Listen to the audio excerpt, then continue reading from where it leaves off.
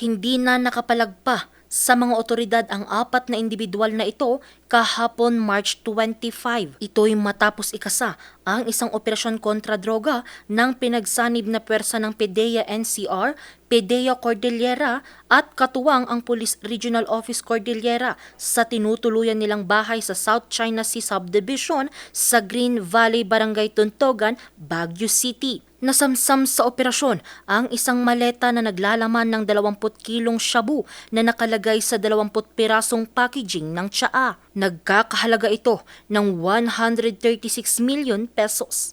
Definitely, dahil tingnan niyo po yung packaging nila. Hindi yan mukhang parang more or less close to the source. Kasi tingnan niyo, naka-vacuum seal pa siya. Hindi tulad ng ibang nahuhuli natin na parang na-repackage na. This resembles more or less the original packaging. Timbog dito ang 45 anyos na Police Master Sergeant Palmer Nankihig Muling, Mary Antio Petit, 49 anyos, Mark Leonard Teope, 38 anyos at si Adriano Soriano, 37 anyos.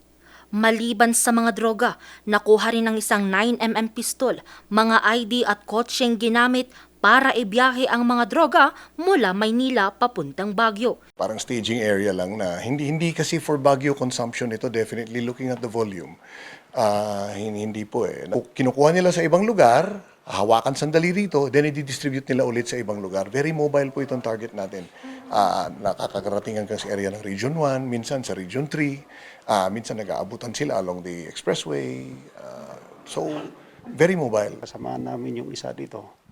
Kaya ingat na ingat din kami na magbigay ng impormasyon para mahuli talaga. Kahit kasamahan namin kung talagang gumagawa ng hindi maganda, talagang dapat mahuli.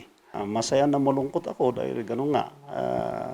Ang sasabihin is isang pulis ang kasama sa nahuli sa malakihang accomplishment sa drugs. At yun nga ay masamang pakinggan or medyo malungkot, but yun ang katotohanan buti nga nahuli para at least hindi makaapekto sa ibang kababayan natin dito. Todo tanggi naman ang dalawa sa mga natimbog. Nandito lang naman kami kasi nga nag-drive lang po ako. Pauwi na rin naman ng Manila. Ayun po nangyari, ganyan. Hindi naman po palagi dito. So wala po kayong kasalanan dito, sir? Para sa akin po, wala pong kasalanan talaga. Wala po akong kinalaman dito, ma'am. Nabigla nga ako eh. Tinawag lang po ako na maggawa ng sasakyan. For violation of Section 5, Sale, Trading, Administration, Dispensation, Delivery, and Transportation of Dangerous Drugs. Focusing on sale. And then Section 11 for possession. Kasi yung binenta nila 1 kilo, then may 19 kilos na na-recover. Tingnan nila yung status niya para makasuwang ka ng admin case para sa mabilisang panahon alisin na sa pagkamembro sa pulis. Nasa kustudiya na ng PDEA Cordillera ang apat at mahaharap sila sa patong-patong na reklamo. Angel Arquero, RNG News.